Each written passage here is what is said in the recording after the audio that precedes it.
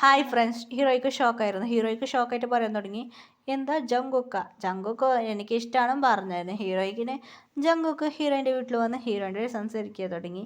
അങ്ങനെ 7 പേർക്ക് ഹീറോയിൻ്റെ ഓരോന്നാൾ ഓരോന്ന് കാര്യം സംസാരിക്കുക. പിന്നെ 7 പേർക്ക് ഹീറോയിനെ ഇഷ്ടപ്പെടാൻ തുടങ്ങി. 7 പേരെ ഹീറോയിൻ ഡേറ്റ് ചെയ്യാൻ തുടങ്ങി. 7 പേർ കൂടെ ഹീറോയിൻ ടൈം സ്പെൻഡ് ചെയ്യാൻ തുടങ്ങി. അങ്ങനെ ഹീറോയിൻ്റെ ഡാഡി ഇങ്ങനെ ഹീറോയ്ക്ക് മാരേജ് ചെയ്യാമെന്ന് പ്ലാൻ ചെയ്തു. ഹീറോയ്ക്ക് ഈ മാരേജ് ഇൻട്രസ്റ്റ് ഇല്ല. എനിക്ക് മാരേജ് ഇഷ്ടമില്ല. ഹീറോയിൻ്റെ ഡാഡിക്ക് ഒരു കോൾ വന്നു. നിങ്ങൾ മോൾ ഓക്കെ സമ്മതിച്ചാ? സർ, ഇവള് സമ്മതിക്കുന്നില്ല. ഇപ്പം എന്താ ചെയ്യുക? വേറെ വഴിയില്ല. നിങ്ങളെ മോളെ തന്നെ സമ്മതിച്ചേ പറ്റൂ. ഇല്ല നിങ്ങൾക്ക് എനിക്കൊന്നും ചെയ്യാൻ പറ്റില്ല. ഹീറോയിൻ്റെ ഡാഡിന് മിരട്ടായിരുന്നു. സർ, നിങ്ങളോട് ഞാൻ പലവട്ടം പറഞ്ഞിട്ടില്ല, നിങ്ങൾക്ക് എൻ്റെ മോക്ക് നിങ്ങൾ ഇഷ്ടപ്പെടില്ല. അതുമാത്രമല്ല, നിങ്ങൾ എന്ത് ജോലി ചെയ്യുന്നത് അറിയും സർ. അതുമാത്രമല്ല, എൻ്റെ മോക്ക് അവൾക്ക് അവളൊരു സ്നേഹിക്കുന്ന പറഞ്ഞ ക്രഷ് വെച്ചിട്ടുള്ള, അതുകൊണ്ട് നിങ്ങൾ അവരെ ഇങ്ങനെ പിരിച്ചേ പറ്റില്ല സർ.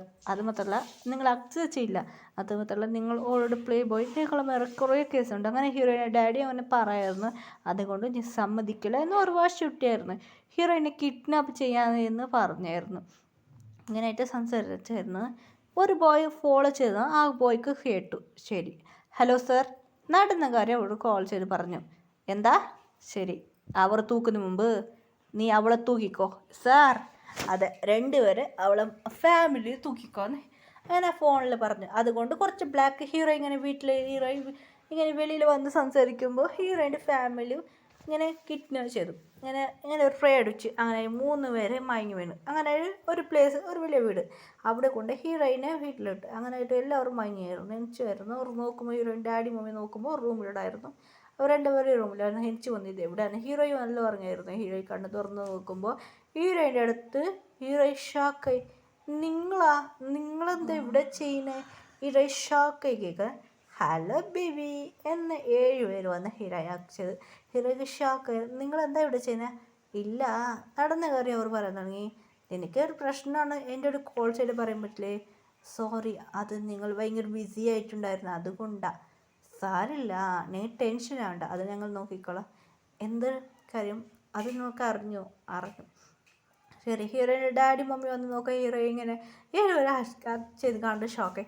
വിടടാ എൻ്റെ മോൾ എന്ത് ചെയ്യുന്നിടാ, വിടടാ എന്ന് ഹീറോ നോക്കുമ്പോൾ ഡിസൈനായിട്ട് കണ്ട് ഹീറോയിൻ ഡാഡിക്ക് മമ്മിക്ക് ഷോക്കായി. ഞാൻ ടി വിയിലെല്ലാം കണ്ടിട്ടുണ്ട് പറഞ്ഞു. മൊബൈൽ ടി വിയിലെല്ലാം കണ്ടിട്ടുണ്ട്. അതെ, നിങ്ങൾ പാപി മർമ്മനാണ്.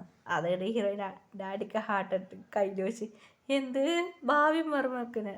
അതെ, നിങ്ങളെ മോളെ കല്യാണമൊക്കെ പോകുന്ന ഹസ്ബൻഡാകാൻ പോകുന്നതാന്ന് പറഞ്ഞു. ഹീറോയുടെ മമ്മിക്ക് ഡാഡിക്ക് ഷോക്കായിരുന്നു. അതുകൊണ്ട് ഇനി നമുക്ക് ഷോപ്പിംഗ് ചെയ്യാം. ഹീറോയ്ക്ക് വേണ്ടി ഡ്രസ്സ് അത് ഇതെല്ലാം നമ്മൾ ജ്വൽസ് ഇതെല്ലാം എടുത്ത് വെക്കുക. പിന്നെ എപ്പോൾ മാരേജ് വെക്കുക, ഇങ്ങനെയൊക്കെ പറഞ്ഞിരുന്നു. ഹീറോ ഡാഡി മമ്മിക്ക് സന്തോഷമായി. ശരി, അങ്ങനെ ഹീറോയിൻ ഇങ്ങനെ എല്ലാ ഡ്രസ്സ്, സാരി, എല്ലാ സാധനം ഹീറോയ്ക്ക് എന്തെല്ലാം സാധനമാണ് എല്ലാവരും ഷോപ്പിംഗ് ചെയ്ത് കഴിഞ്ഞു. കുറച്ച് ഡേയ്സ് കഴിഞ്ഞ് ഹീറോയ്ക്ക് മാരേജ്. അങ്ങനെ അവരെല്ലാം തേടായിരുന്നു. ഹീറോയിന് കണ്ടുപിടിക്കാൻ പറ്റില്ല. ഹീറോയ്ക്ക് മാരേജ് ആയിരുന്നു. മാരേജ് കഴിഞ്ഞ് ഹീറോയിനെ എയർപോർട്ട്. ഹീറോയിൻ്റെ ഡാഡി മമ്മി കുറച്ച് സാഡായിരുന്നു. വിഷമിക്കാൻ ആൻറ്റി അങ്കിൾ, നിങ്ങളെ നോക്കിക്കോളും എന്ന് ഹീറോയിൻ്റെ ഡാഡി മമ്മിനോട് ഹീറോ പറഞ്ഞു. അങ്ങനെ ഹീറോയ്ക്ക് ഭയങ്കര സാഡായിരുന്നു. ഡാഡ്, ഐ മിസ് യു പറഞ്ഞു. സാർ, ഞാൻ എന്ന് പറഞ്ഞായിരുന്നു. അങ്ങനെ ഹീറോയിനോട് വിളിച്ചായിരുന്നു ഡാഡിനെ. അങ്ങനെ കൂടെ ബിസിനസ് ഉണ്ട് കൊണ്ട് പേരെല്ലാം പറഞ്ഞായിരുന്നു. അങ്ങനെയായിട്ട് ഹീറോയിൻ ഇങ്ങനെ കൊറിയൊക്കെ പോയി. അങ്ങനെ കൊറിയ ശേഷം മാരേജായി. ഹീറോയിൻ ഡാഡി മമ്മി വന്നിരുന്നു മാരേജിക്ക്. അവർ വിളിച്ചായിരുന്നു. അങ്ങനെയായിട്ട് ഡ്രോപ്പ് വീട്ടിൽ അവർക്ക് വരുന്ന ദിവസം ഇരുന്നതെന്ന് പറഞ്ഞു.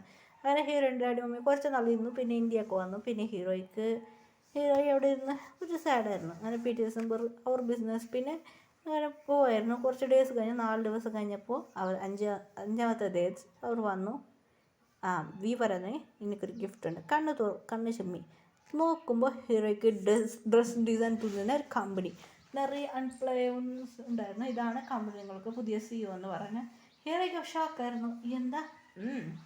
ഇതിൽ നോക്കിക്കോ, ഇപ്പോഴാണ് നീ കമ്പനി CEO എന്ന്. ഹീറോയ്ക്ക് ഭയങ്കര ഹാപ്പി ആയിരുന്നു. ഹീറോയി ആ കമ്പനി റൺ ചെയ്യാൻ തുടങ്ങി. ഡേയ്സ് പോകാൻ തുടങ്ങി. കമ്പനി നമ്പർ 1 ബിസിനസ് മോഹനായിട്ട് മാറിയായിരുന്നു. Fashion designer. ഹീറോയ്ക്ക് സെക്യൂരിറ്റി ഉണ്ടായിരുന്നു. പിന്നെ ആ വില്ലൻ കണ്ടുപിടിച്ച് ഹീറോയി ഇവിടെ കമ്പനി ജോലി ചെയ്യുന്നത് ഹീറോയിൻ്റെ കമ്പനിയാണ്. ഹീറോയ്ക്ക് മാരേജ് ചെയ്തോ അറിയില്ല. സെക്യൂരിറ്റി വന്ന് ഹീറോയിനെ പിടിച്ച് സെക്യൂരിറ്റി വന്ന് ഹീറോയിനോട് പിടിച്ച് പറയുന്നത്, മാം, ഇവർ വന്നു പിടിച്ചായിരുന്നു, ഒരാളെ പിടിച്ച് പറഞ്ഞായിരുന്നു.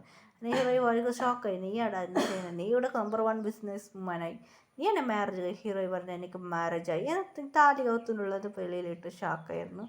അതെ അതെ മാംക്ക് ഓൾറെഡി മാരേജായി, നിങ്ങൾ ആരാന്ന് പറഞ്ഞായിരുന്നു. അവിടുന്ന് പോയി. അവനക്ക് ടെൻഷനായിരുന്നു. ബിസിനസ് ഉമ്മാനായിരുന്നു. പിന്നെ അവനക്ക് കുറച്ച് കേസ് വന്നു. പിന്നെ അവന് അകത്ത് പോയി. കുറച്ച് ഡേയ്സ് കഴിഞ്ഞ് ഹീറോയ്ക്ക് ബേബീസ് ഉണ്ടായിരുന്നു. ആ ഹീറോ ബേബീസിനെല്ലാം ക്യാരിങ് ചെയ്യാൻ തുടങ്ങി. 7 ബേബീസാണ്. ഇപ്പോൾ ഗേൾ ബേബി ഉണ്ട്, 3 വയസ്സ് ഗേൾ ബേബി. പിന്നെ കുട്ടികൾക്ക് 6 വയസ്സായി. അങ്ങനെ ഹീറോയ്ക്ക് ഡ്രസ് ഡിസൈനിൽ കമ്പനിയിൽ ജോലി ചെയ്യാൻ അങ്ങനെ വില്ലൻ വന്നു. അതെ ഹീറോയിനെ മാരേജ് എനിക്ക് പറഞ്ഞ് അവൻ വന്ന് നോക്കി ടെൻഷനിൽ പറയായിരുന്നു, ആടറാ എൻ്റെ മമ്മീനെ ടോർച്ചർ ചെയ്തെന്ന്. ഹീറോയിനെ കൊണ്ട് പറയായിരുന്നു. ഹീറോമാർ 7 പേര് വന്ന് നോക്കുക അവർക്ക് ടെൻഷനായി, ഇവന് വന്നോ വീണ്ടും. ഞാനായിട്ട് ഹീറോയിനെ പിടിച്ചിട്ടാണ് കേസ് ചെയ്തത്. ഇപ്പോൾ ഹീറോമാർക്ക് അത് പറഞ്ഞു. ഇപ്പോൾ ഇത് വേണ്ട എന്ന് പറഞ്ഞുകൊണ്ട് ഞാൻ വിട്ടത്. അങ്ങനായിട്ട് ഇവർ വിട്ട ശരിയല്ല. ഹീറോയിന് എന്തെല്ലാം ഹീറോയ്ക്ക് പറയുന്നു. അതുകൊണ്ട് ഹീറോയ്ക്ക് ടെൻഷനായി പറയാൻ തുടങ്ങി.